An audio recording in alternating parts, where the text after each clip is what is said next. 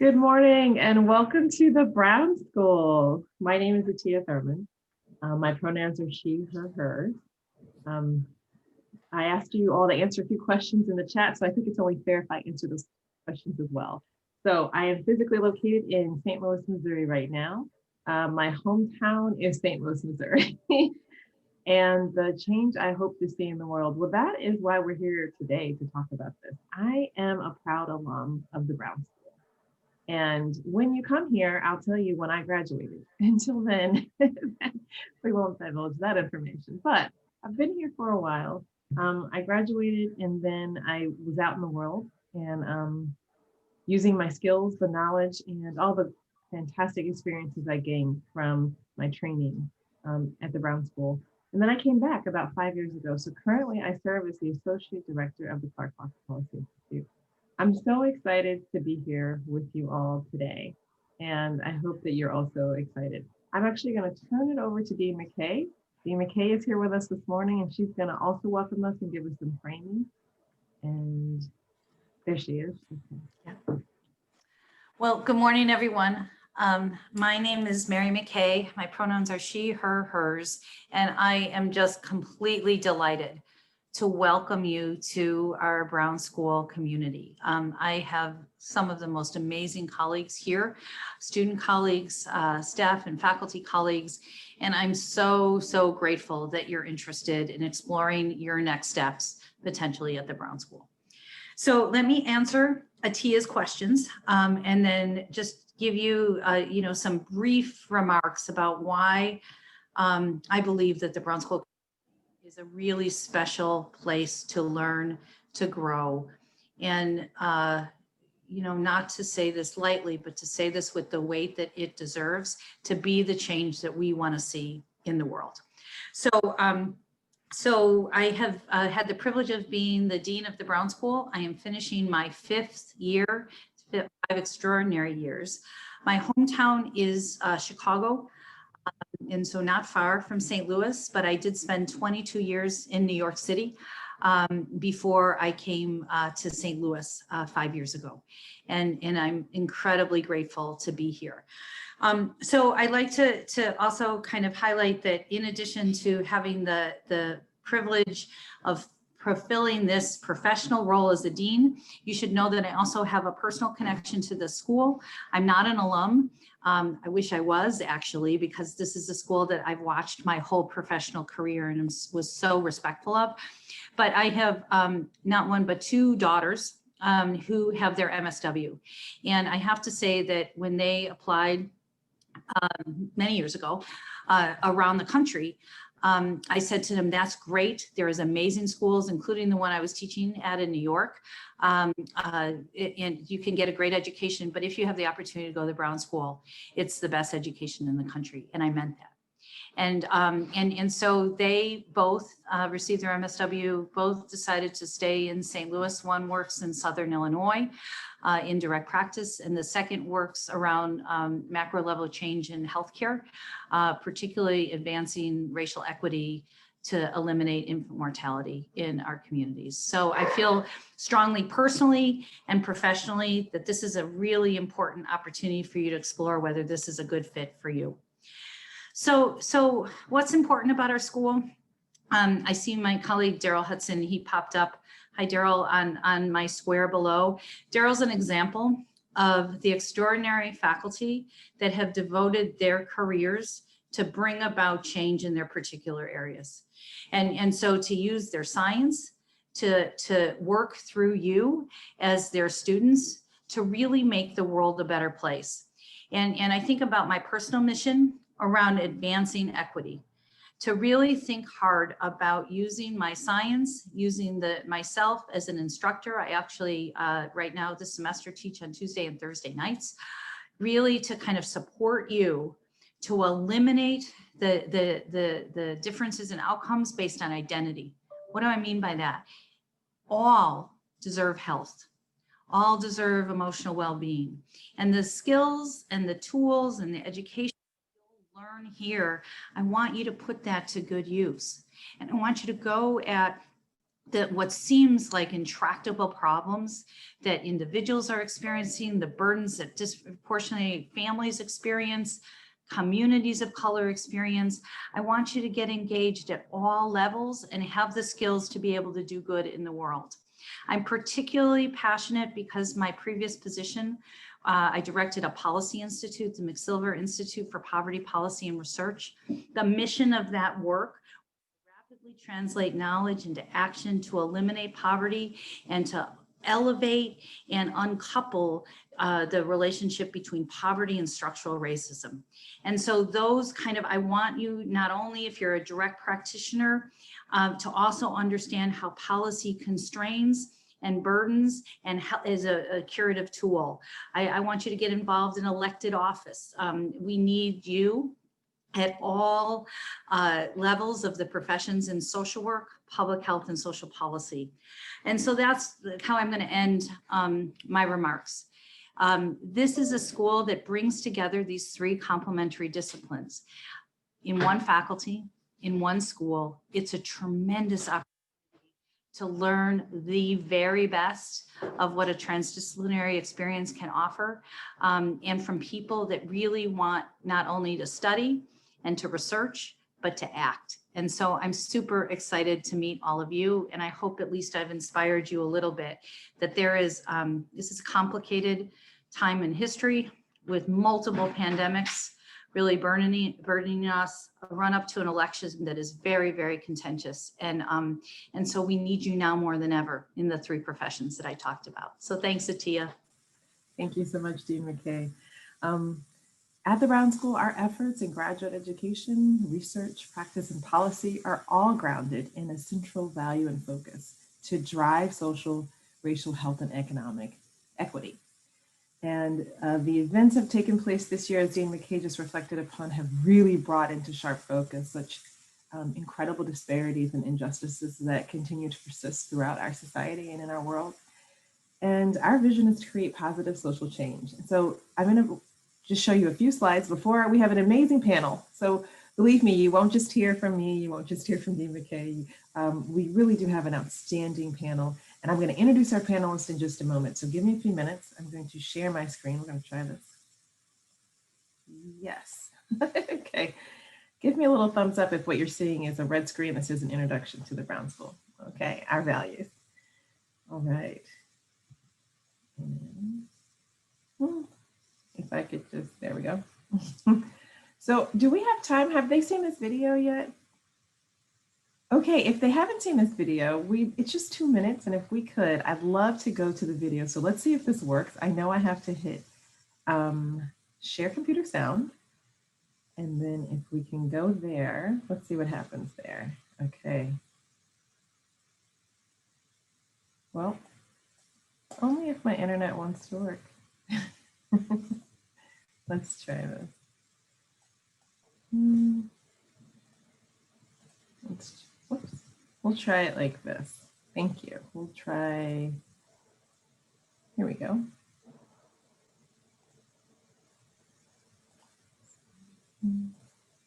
Let's try this. All right. And you can just give me a thumbs up. I'm going to press play. If you can hear it, let me know, okay?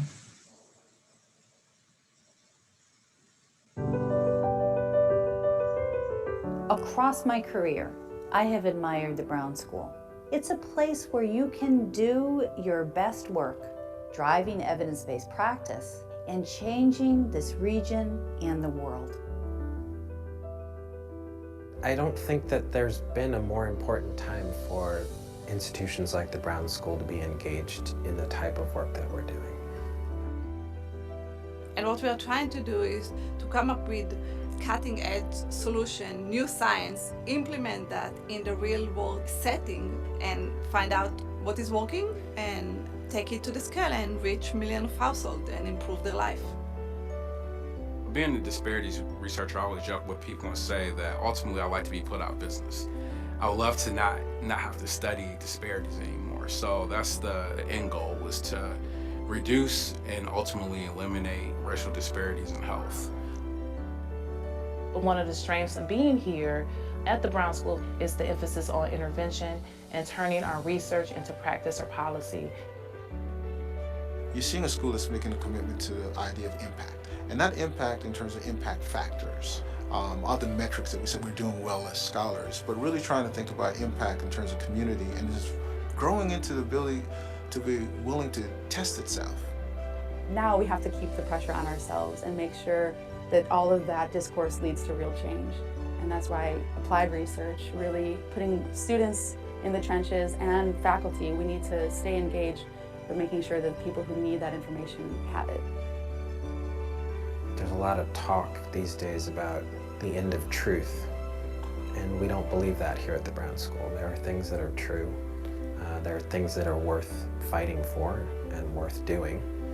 And we're committed to using the best available information, the best available evidence to try and make people's lives better. And I think that's needed now more than ever.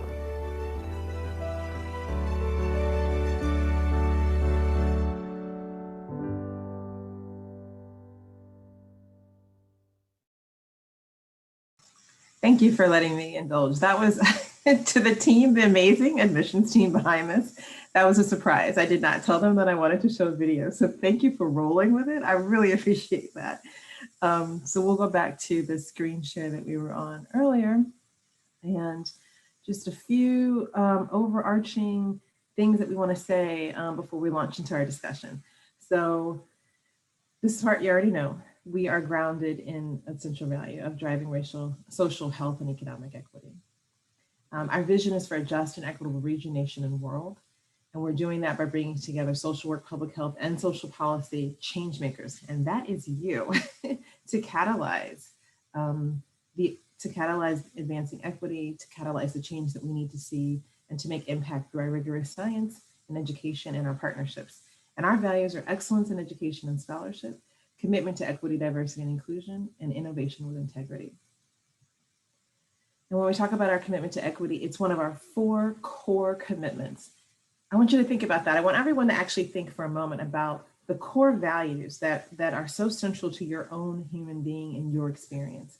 And as a matter of fact, I couldn't do the poll, but that's okay. I'd love to just poll you for a minute and put in the chat some of the values that are central to who you are as a person, what your upbringing has been like, your view of the world, and the things you want to do in the world. Talk to us about what your values are and what's driving your passion to pursue a degree in social work, social policy, or public health. But just so you know, for us, one of the core values is equity, inclusion, and diversity, and it lives within every part of our school climate and culture. It lives within all of us here. And we're committed to using our values, our expertise, and our research to making maximum impact in the St. Louis region, across the nation, and throughout the entire world. Thank you for sharing your values. Keep them coming. I want to hear from you. And one of the ways, there's a lot of ways to think about equity. Honestly, there really are. For each and every one of you, for your own experience, for your own family, for your own community, for the populations you want to engage and serve, equity means something different. It means something very specific. But for us, it's the overarching idea is that outcomes of individuals, communities, and populations, that we will no longer be able to predict them by identity, access to resource, or geography. And I want you to think about that. We're in a very highly charged political election season.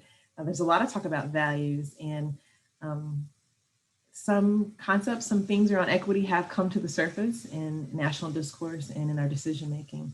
But for us, it's at the core of who we are. And so I'm going to stop share here, and I'm going to take a moment to introduce our panelists who are then going to get a chance to share with you today. So first, it's really my honor and my pleasure to introduce to this group of people, all of whom I know in different ways. So the first is, I want to say hello to, and then when I say hello, if you just want to take yourself off of mute or just wave to us so we know who you are, okay? I'm going to start with my dear colleague, Anna Bowman. She's a research assistant professor and co-director of the Dissemination and Implementation Research Core.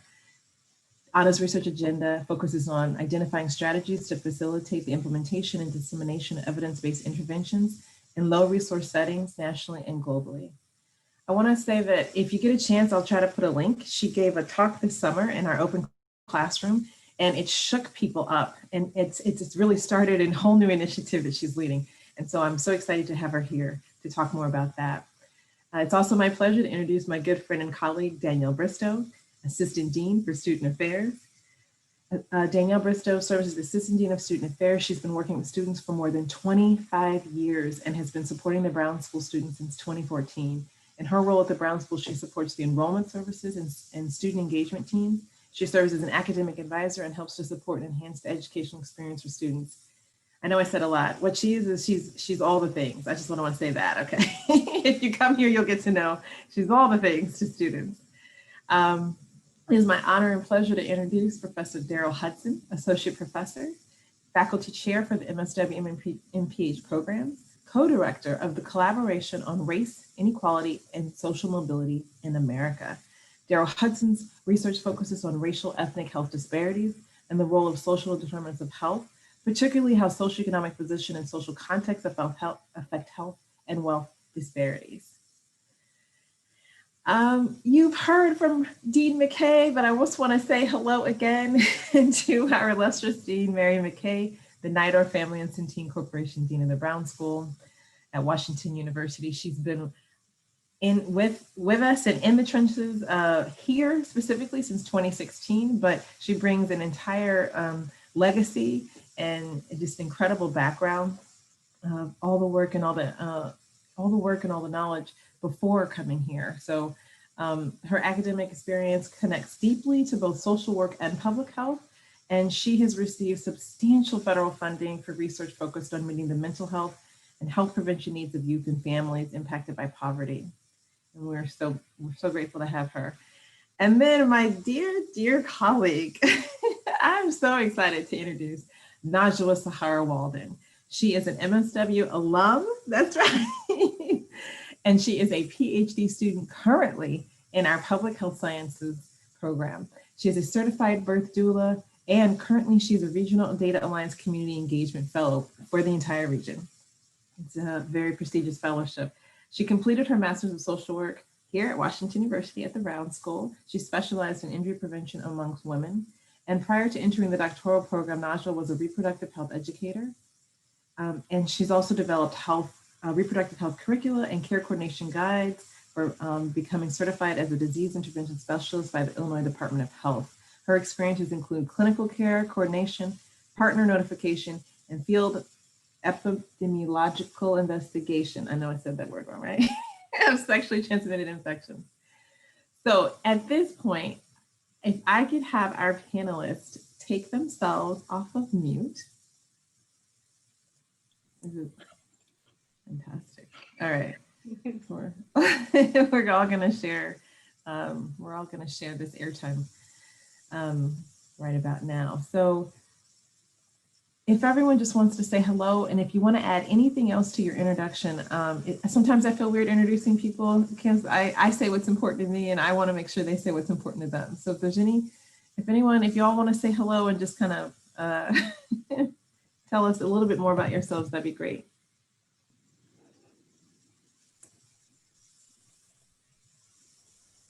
Okay, don't be shy. It's okay. We'll start. I'll tell you what, how about this? We're going to start right in with some questions for our panelists.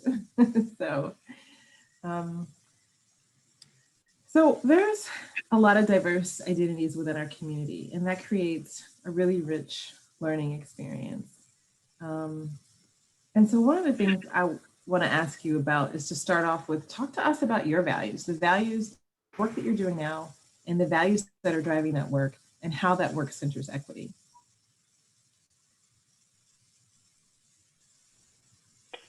Hi, everyone.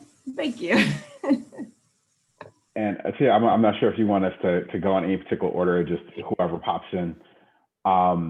So thank you all for making the time to be here with us today and giving us the opportunity to tell you a little bit about our values here at the Brown School. And I would say my values and my commitment to social justice and equity really start with my origin story. And so I'm a native of Michigan, and there's a lot that tell you about growing up in the city of Detroit and the time that I did. But I would say that one of the things that really struck me was just witnessing inequity from a very early age and seeing the things that I saw in terms of neighborhoods and the way they were structured and the lack of resources in those neighborhoods really moved me. I didn't have the words to articulate what I was seeing when I was growing up of mortality, morbidity, dilapidated houses, city structures that just were crumbling all around us. But it certainly made me want to bring a focus to that in the work that I do. And so fast forward many years later, that's where I'm at. I'm still in the work. And I think it really is a struggle. I think that we would be overselling ourselves if we told you that you're going to come here or anywhere and give you all the tools that you need to solve the world's problems, because we'd be out of business, like I said in that video, if we had the answers to everything. So I would never say that. However, the struggle for equity truly is that it is a struggle. It's a day-to-day struggle. And I hope that you all will join us in the struggle, whether you're here or wherever you're at in the world, towards equity and social justice. So that's what I would say.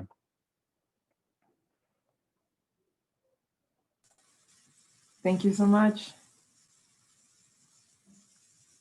I'd love to hear from any of our other panelists. Najma, would you like to go? Follow up, yeah. And I moved intentionally just because Dr. Hudson inspired me with his origin story.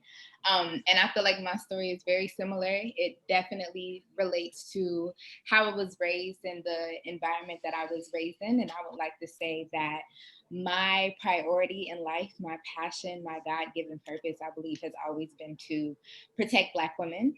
I definitely grew up in environments with a lot of trauma and a lot of harm, and that directly informed my desire to come to the Brown School in 2016 to study specifically violence and injury prevention amongst women. And it was not my intention to then continue thereafter to get my PhD in public health sciences. There was a lot of practice that I did along the way, and my work currently focuses on eliminating syphilis.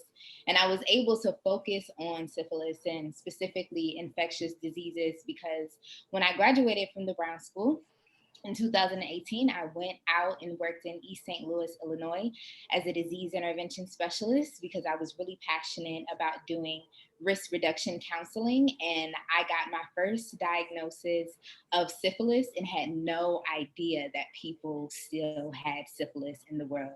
I think a lot of times we assume because of the US public health study in Tuskegee that because there was an understanding of the way the disease worked in our bodies and we had the cure of penicillin, which still exists, and it pretty much eradicated syphilis, but it did not.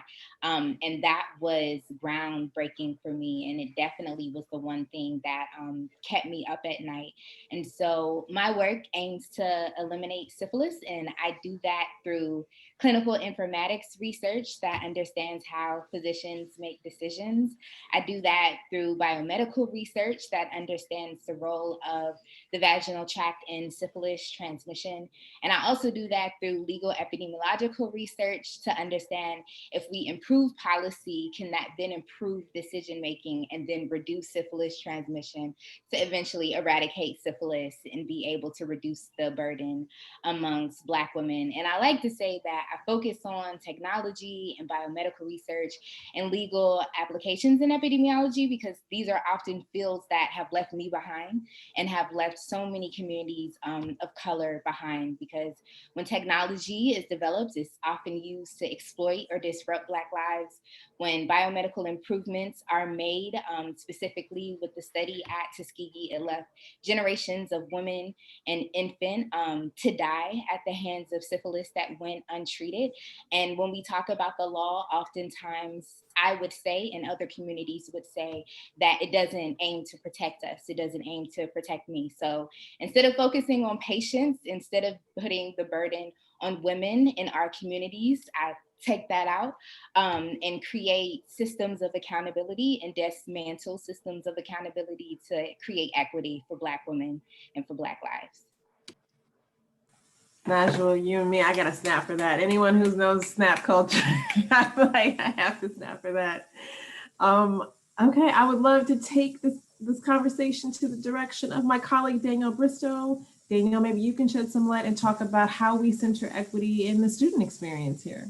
Yeah, it's hard to follow Najwa with all of that, because I'm going to talk about, very different, so my whole career has been in supporting students. I've worked in higher education since I was a young child, and have, worked with college students and their success. And I can tell you that the Brown School has taught me more about student support than in the other 20 something years that I was in higher education, because the way that we look at student success and reducing barriers is just the core to who we are. And that's about equity, because every student needs something different to be successful. And how do we provide support services and resources that may look different for each one of you on this Zoom call? And so I've really learned more about like how we support students in all different, whatever experiences they're bringing to the Brown School with them, and how do we place people and resources and support networks around every student so that they can be successful. What I've really appreciated is I'm also serve as an academic advisor, and right now it's advising season at the Brown School. And I've been talking to many students over the last couple of days, and what they've said over and over again, because I always, we don't just start with what classes do you want to take in the spring. We really start with how's classes going? How are practicum going? How's your search going? And everybody has said the faculty at the Brown School have been so compassionate and so supportive. And especially for our new students who are brand new and only have been with us for about 9 weeks, they said, I didn't know that my faculty would care so much about me and my success, and just understanding that we're in a different world and things, are affecting people in different ways. And so are really being supportive with our students when it comes to providing anything that they need to be successful. So I think that, and my value really is, meeting students where they are and making sure that they're provided with those support systems. And so it's been really it's an amazing place to work, because I've learned more about how to support my own family members in a different way than I've done ever in my entire career. So that's how I see equity as like every student needs something different to be successful, and what it looks like is going to be different for every person. And how do we provide, and there's also systematic things when it comes to equity. So how do we support networks around, different populations of students so that everybody's successful. Thank you, Danielle. And that was also the perfect segue to my colleague, Anna Bowman, Professor Bowman, because she's going to talk to us a little bit about like the systemic and then populations, and how we're looking at this from the lens of dissemination, how we use our work and bring it into the community and with community. Tia. So I love, so this is from Brazil. So I love that I'm from Brazil. So I love that we're showcasing our homes in our decorations in the Zoom.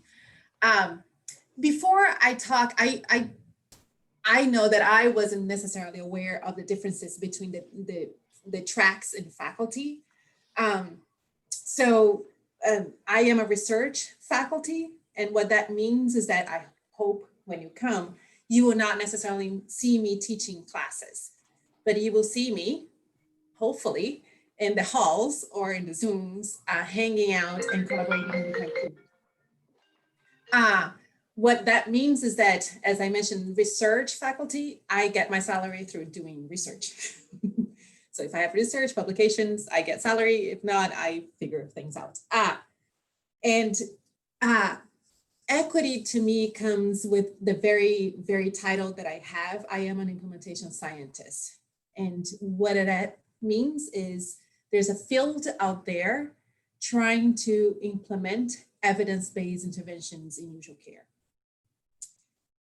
We most of the times or often know how to treat things, right? So I might have a drug, I might have an evidence-based intervention.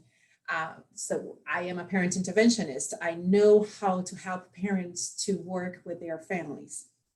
But the problem is, because of also systemic racism and equity and costs, those interventions are not necessarily being implemented where people actually need them. So that's what I do. I hang out with several people at the Brown School and at the WashU, and then help them say, you have this intervention, let's think about what can we do then to reach people where they are. as I say that, I also want to share that I've been at Brown School for more than 10 years. I came as a postdoc, I hang out as a staff, and now I'm a faculty. So if that doesn't say about the culture that I cannot leave this place, and about, you know, one thing is your own research, but if you're not happy where you are, right, you just don't come to work, as Danielle said, as a family, right? And so I want to hang out with all and every one of my colleagues, and I think that says a lot about the productivity and how we are as a family, as academic family. You asked me to talk about the systemic and the groups. I will be very fast, and then because I also want to give space for people to talk. In terms of the infrastructure of the Brown, so Atia mentioned, and thank you for the link. To me, that example screams equity, and it screams how Brown School supports the work that we do. So pandemic hit. The school said, why don't we do Zoom classes? And the email that we got as a faculty from our dean was, hey, you have topics that you like to talk. Why don't you do an open class? Let's keep sharing our work. So a lot of the things that we do that I like to do is also collaborating with students, because I learn, I guess, more with them than in the other ways. So I emailed one of our postdocs, Rebecca Ligney Hall, and I said, let's do a Zoom class on implementation science 101. She's like, of course, let's do this. As we were planning, it was the week where George Floyd was murdered. And for the life of me, I could not just do a Zoom class talking about implementation science. Remember that I said it's about implementing an evidence-based intervention in usual care. See, I get emotional. Without talking about social justice and equity. So we did a lot of work, and if you see the video, you will see that we highlighted our Black peers in all and every slide that we had. But the first slide talked about how implementation science, if I am going to implement something that works in usual care, is a social justice value. Talking about Brown School as a community, one of our PhD students took a snapshot of that slide and posted it in Twitter. That went viral. And so someone said, I am struggling with this, can we talk? I was like, yeah, of course we can talk. Why not? I love people, I love talking, clearly. So I set up a doodle. I am honored and proud to say that, you know, those post-its, we are 4 months, I think, out of this work. We've hosted 4 meetings with stakeholders, 2 of them with Black stakeholders. We've done surveys, and right now I have an Excel file with more than 100 people from the field of implementation science that have suggested action items on how to address racism and discrimination in our field. When I say 100 people, I'm not saying just random numbers. I'm saying NIH, so National Institute of Health program officers. I'm saying foundation program officers. I'm saying directors of centers, senior faculty, postdocs, students. Those names haven't been shared because equity, because I want to make sure that the voices of whoever it is being heard. So next week, actually, we're hosting another open meeting. If you're interested, you're more than, I would love for you to come, actually, where we're going to share our mission statement and get feedback from the community. And it's very open, and we are being very inclusive of not just researchers, because I don't want this to be a top-down, but practitioners, community organizers. So in trying to think about how can we as an implementation science field address equity in a more thoughtful, explicit way. So to go back to Atia's original question in terms of equity and values and how that affects and how the Brown School supports, I I know we wouldn't be able to do this work if I wasn't in a space like this.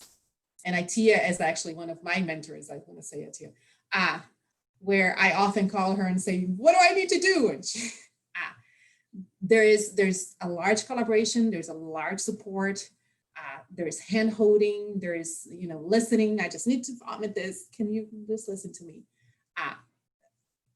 This is the, if this is of your interest, this is the place to be, really. It really is. So I'm gonna leave a little bit of time for students if they want to ask questions in the chat. As you're thinking about things you might want to ask the panelists, put it in the chat. But in the meantime, I'm gonna pivot to another question. And if you learn anything here, I mean, you're gonna learn a lot here. You're gonna grow and stretch in ways that you didn't even imagine.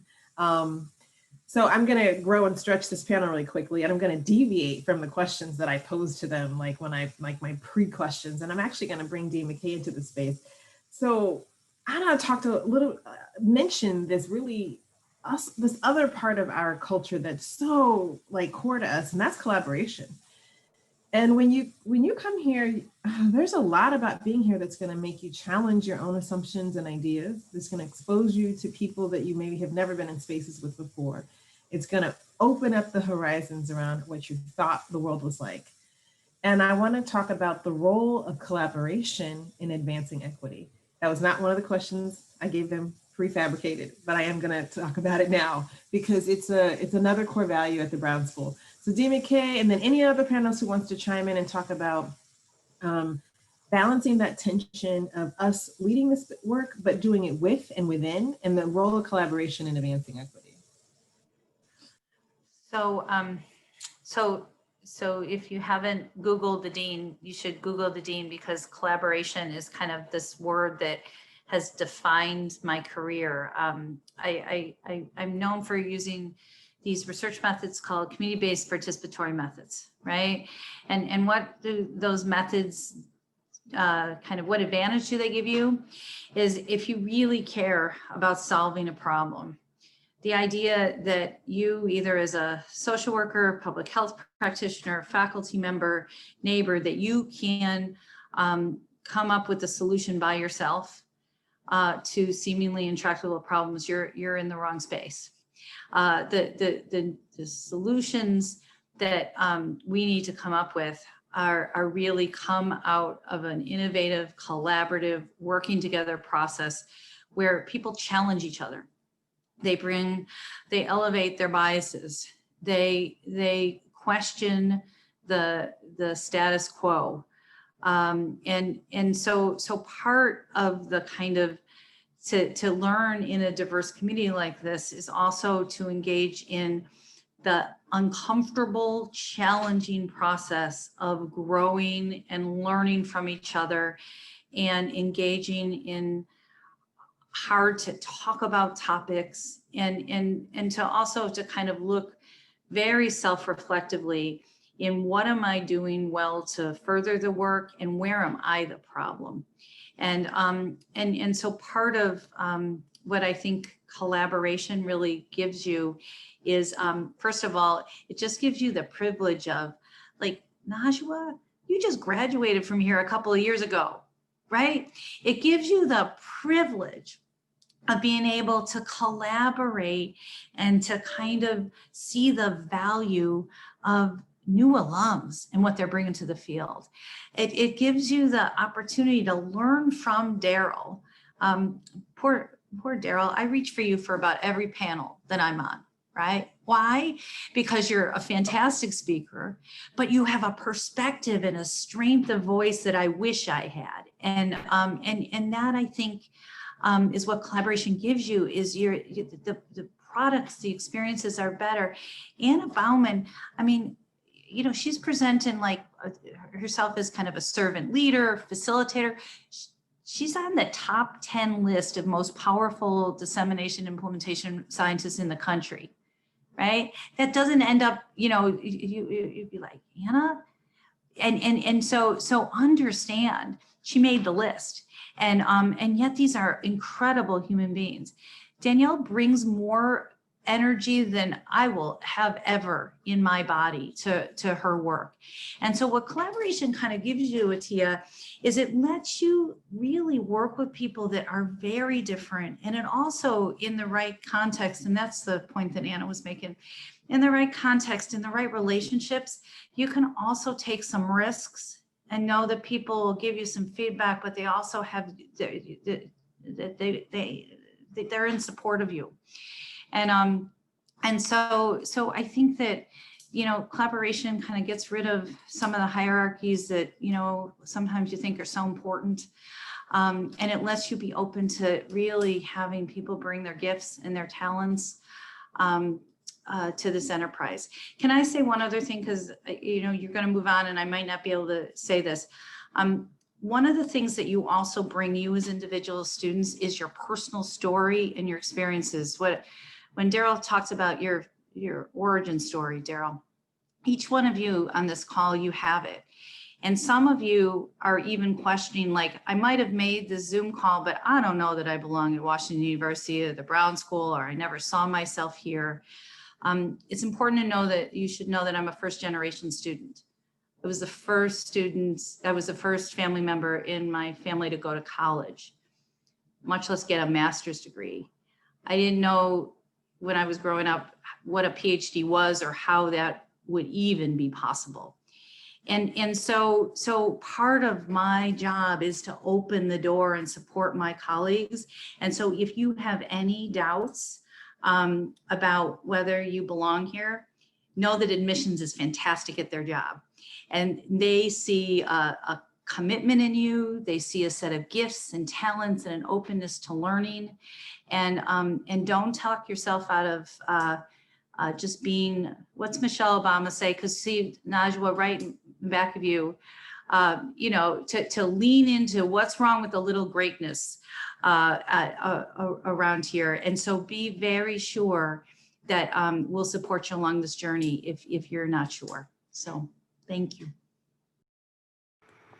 I'm going to jump in just real quick about the collaboration piece. And I see it a lot, obviously, because I work with students outside of the classroom. So you're going to find that there's a tremendous amount of group work inside the classroom. So you're going to get to work with your peers in a way that you probably had not expected in many of your classes. And again, bringing those experiences and ideas, to the classroom. But I've also seen a lot of collaboration, co-curricularly. Some things I can think about a couple years ago, our Brown Association for Asian Pacific Islander Students group, BRAPI, got together with some of our other affinity space groups like Black Student Union, Mi Gente, because there are some things that they were concerned about at the university. And so they brought that whole group of identity and affinity space student groups together to kind of propose some ideas and some changes for thoughts about changes that we can make at the Brown School, things that we can elevate to the greater university community. And so we've worked along with those student groups to make sure that those things happen. We collaborate with our Student Coordinating Council, which is our student government here at the Brown School. This week and next week, we're doing town halls that are being run by the Student Coordinating Council, but in collaboration with the faculty and the academic leadership of our 3 programs. Our Student Coordinating Council is also coordinating with the Graduate Professional Council, which is the larger body that oversees the greater Washington University graduate professional world. And they're doing a collaborative coffee hour with our students, I think this week or next week. And so there's a lot of great opportunities in student groups within the classroom to learn from one another and to really create change. I think I find it funny that when I came to the Brown School, student leadership and advocacy looks different. Sometimes I laugh that student leadership and advocacy turns to wanting to change things at the Brown School, which I think is fantastic. And so our role is to usher and help and partner with our students. And so we really see, especially, sometimes you come to a school and there's this administration versus the students, and we don't see that at all. It's really a very collaborative, how do we make this place better? Because you're the ones who are living these experiences, and we want to make sure that those experiences are positive. So I see a lot of collaboration, again, across the student body to faculty and staff, and across the Washington University community. The Brown School student body is very involved across WashU to again make change, and I think that's a great place to be. Danielle, if I could add, the Brown School student body is very active across the St. Louis region. And I do want to echo a couple of things. When you come here and you're part of the Brown School, you're part of an entire region. You're part of Washington University, yes. But you're part of a place called St. Louis, Missouri, and it is big and wide, and there's a lot of things happening here. It's reflective of the nation, and it also has some very unique opportunities for what is happening here. Because if anybody remembers, if I signal to you and say 2014, you're gonna know that I'm talking about Michael Brown Jr. And you're gonna know that we became an epicenter for equity and anti-racism work in the United States right here. So you're gonna come into a place where not just is equity a core value of the Brown School, but it is happening all throughout this region. And there are so many opportunities to be part of that work. And so you come here and you're part of a much bigger picture. You're part of a much bigger movement. And I want to just echo something Daryl said, and Daryl, if he wants to elaborate on this, but one of the things he said is, we're not perfect. We don't even pursue perfection. Let me just talk to you about a value we have. When we're talking about equity and social change, we're talking about going into spaces for which there's no perfect blueprint. Okay, we're talking about building new structures or recreating structures for which there is not a model already that's working. Okay, so that requires innovation, that requires collaboration, that requires patience and grace with each other. So those are the values you're going to find here as well, because we're evidence-based. So we're using the research, we're using what we do know, but we're going into spaces where there is no perfection. There is no, there may not even be a best practice, right? We're creating something new and different. And so we also value risk here. We value adventure a little bit. It's an adventure these 2 years, okay? So be prepared. And so if anyone wanted to speak to some of the other values that we're balancing tensions here, we're balancing being curious versus being critical, or urgency versus patience and longevity and sustainability. It's all the tensions that are evident in our field, and they're evident here in the learning space and the learning journey. If anyone else wants to speak to that, we have a few more minutes left. And I definitely want to attend to any questions our guests, our prospective students, our future community members may have. But if any of the other panelists want to speak to the tensions we balance, to the learning journey, and the pursuit of progress over perfection. Yeah, sure. I can jump in there. And I think what you said earlier is we're really in the business of disrupting things. And so it gets messy, and you should feel that disruption. And our goal in the professional school is to prepare you to work within different systems to be disruptors. And so maybe, I don't know if I should say that, Dean McKay, but that's what I try to prepare students to do, is yes, to be advocates, even if you don't come from a lived experience where you had, experiences marginalized, to be able to use the power that you do have and leverage that power to advocate for those who are not at the table. I think another perspective is that we're multi-level. So recognizing that we have our own community within the Brown School, at the Washington University, at the St. Louis community level, at the Missouri level, and Illinois level, but we're also thinking about bigger picture things like science policy, and that seems very in the weeds, esoteric, but we're really thinking about alignment of resources. If nobody will pay for the work, how will it be done? And so oftentimes there's a conflict between what funders want to fund and what people actually need on the ground. So I always joke with people and say, a lot of the key drivers of inequities are about socioeconomic resources, they're about racism, but we don't have institutes that deal with that. So right now we're in the midst of, a lot of people will say, parallel pandemics. We've got one pandemic that's familiar, which is the continual struggle for racial justice. And then we've got a truly novel pandemic. Those two things are coming together. But even if you look at the National Institutes of Health, where a lot of health work is funded, there's no National Institute on racism or National Institute on poverty. So the key drivers are things that we really care about at a social and economic determinant level. Those are misaligned with what actually gets funded, because we certainly fund all the different body parts that you can think of, all the different diseases. If you look at the alphabet soup that is NIH, you'll find that that's where the science funding and priorities are. So again, thinking about these bigger levels and thinking about ways that we can create coalitions, that we can partner with people who do have lived experience, how we can use our own power and privilege to advocate. Thank you so much. So I would love to sort of leave one of your last messages to a current student and an alum, Najwa. Yeah, I know, I'm putting you on the spot, I'm sorry. But if there's, you know, we are preparing, when you come here, this is but one piece of your preparation as a change maker, as someone who will shape justice and equity for the future. This is but one piece, we get that, right? You do practicum, you have your own experience, your lived experience, you have all the knowledge and skills that came before this, you have your peer groups, you have, and all the learning that will come after this, all right, after your time here. So it's all part of a big continuum of experience. But Najwa is such a dynamic person. And when she was here as a MSW student, I would interact with her and I would say, I'm gonna watch her. And I did not have to look far because she made a choice to get her PhD with us. And I was so excited by that. So I would love to leave the last word with someone who is having this dual experience as an alum and also a current student. And just talk to us about your preparation, your experience at the Brown School, and what you hope for the group of people you see here on this call today. Absolutely, I have no problem with doing that. And one thing I would like to begin by saying is that the day you decide to change the world or to become a disruptor doesn't start after graduation. It starts the day you move to St. Louis. Because a lot of times we feel like you need the classes, you need the practicum, you need the 2 or 3 years for the degree to become a change maker, but you're coming to the Brown School because you realize you already are.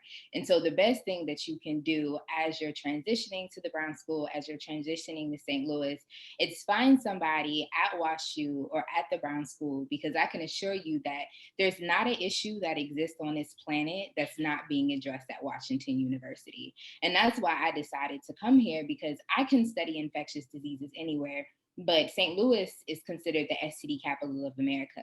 So before I go to the continent of Africa or any other country in the world, I want to be able to aid the people in St. Louis, because those are the people who have the largest burden. And there's issues that all of you all are interested in, and the people of St. Louis would greatly benefit with your collaboration. And you can begin that just by looking up what community-based organizations exist that touch on the issues that you want to address.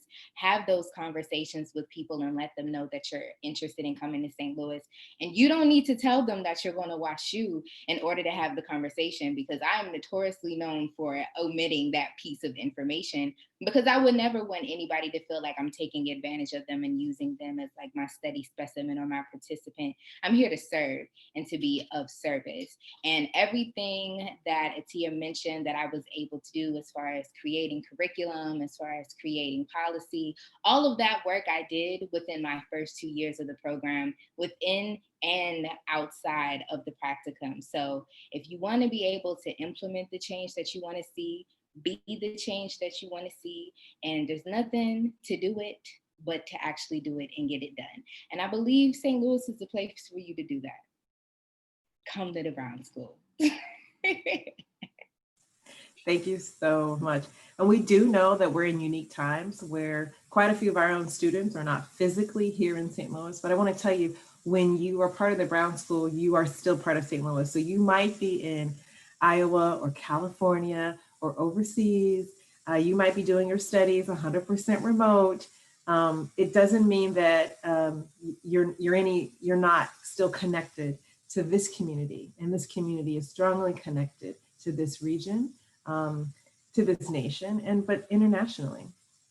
So if there's anything, I think we have maybe 5 minutes, and I would love to give back 5 minutes if people need to take a breather, take a deep breath, process everything they've heard. Since I don't see any questions showing up in the chat, I'm going to assume that there's no burning questions. You can always reach us. Am I right? You can always reach us. You can reach out to us directly, anyone you met here today, anyone in admissions, our fantastic admissions team. And I want to just leave you with to think about your origin story, to think about the part of your story that will happen at the Brown School, and where you want that story to take you on the journey as a change maker. I'd like to thank our panelists, all of these people. I can say this because we're authentic here. I have such an admiration and respect. And some of these folks know that I actually love them. I really do. I love them. So, and I love this community that I've been part of now for more than 20 years as an alum and then coming back as a staff person. So they're sharing their emails in the chat. So if you pay attention, they're sharing their direct emails in the chat. I want to say also, in addition to thanking our esteemed panelists, I want to thank our admissions team. I don't know that they get thanked enough for the way they build community. We don't just recruit people to come study here. We build community, and that's thanks to our admissions team. So thank you all, and I want to thank all of our prospective students, our prospective researchers, our future change makers, our current change makers. Thank you for spending the morning with us, spending an hour talking to us and listening. We're so grateful, and we hope that we get to see you next fall.